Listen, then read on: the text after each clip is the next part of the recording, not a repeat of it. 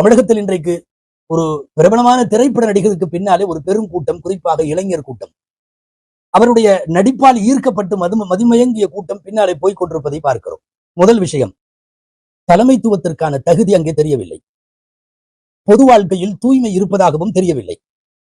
சொந்த வாழ்க்கையிலும் ஏராளமான பிரச்சனைகள், நாம் அதையெல்லாம் பேசப் போவதும் இல்லை. அது ஒரு வகையில் நமக்கு தேவையும் இல்லை. இதற்கு முன்னுண்டான எந்த அரசியல் அனுபவமும் இல்லை.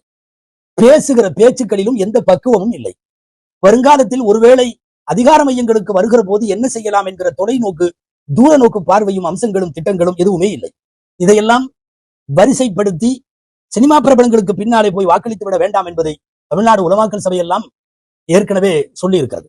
தொடர்ந்து முஸ்லிம்களை பயங்கரவாதிகளாக சித்தரித்து படம் எடுக்கிற போங்கு, இதை அவ எவ்வளவு பெரிய கொம்பனா இருந்தாலும் ஏற்றுக்க முடியாது. உனக்கு என்ன அப்படி ஒரு காழ்ப்புணர்வு சிறுபான்மை சமுதாயத்தின் மீது? குண்டு வைப்பவன் எல்லாம் தொப்பியும் தாடியும் போட்டிருக்கிறான் என்று மதவாதம் எழுதி கொடுத்த ஒன்றை அஜெண்டாவாக வைத்துக் கொண்டு படம் எடுப்பவன். சமீபத்தில் கசிய விடப்பட்ட படத்தின் காட்சிகளில் குண்டு வைக்கிற போதெல்லாம் பள்ளிவாசலில் வாங்கு சத்தம் சொல்லுவதை போல காட்டுவதற்கு உனக்கு என்ன துணிவு வேண்டும்? மனதில் என்ன வன்மம் வேண்டும்? இந்த அக்கிரமத்திற்கு முஸ்லிம் சமுதாயத்தில் ஒரு நபர் கூட துணை போய்விடக்கூடாது. நம்மை பயங்கரவாதிகளாக சித்தரிப்பவனும் அந்த சித்தரிப்பதற்கு துணை போவனும் ஓட ஓட அடிக்கப்பட வேண்டும். இதுல முஸ்லிம் சமுதாயம் தெளிவாக இருக்க வேண்டும். முஸ்லிம் சமுதாயத்தை பயங்கரவாதியாக சித்தரிப்பவனுக்கு ஓட ஓட அடித்து விரட்டுவதை தவிர வேறு பாடம் தரக்கூடாது.